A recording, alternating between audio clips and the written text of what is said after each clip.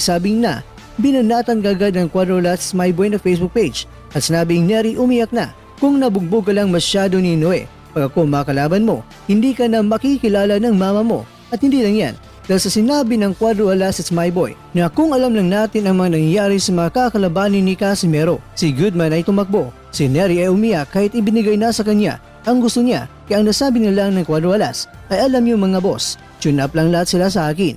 At ito na ang banat nito kay Inoue na sinabing kahit si Inoue pag ako nakahanda ng lubos, full boss sila lahat.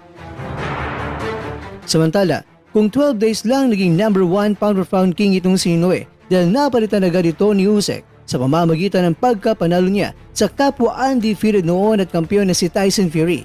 Yan naman, medyo minalas nga itong si Inoue dahil sa panahong naging number 1 siya, ilang linggo lang ang lilipas sa iba, papalitan agad siya sa unang pwesto. 2 beses na ito nangyari. Dahil nung nagtagumpay siya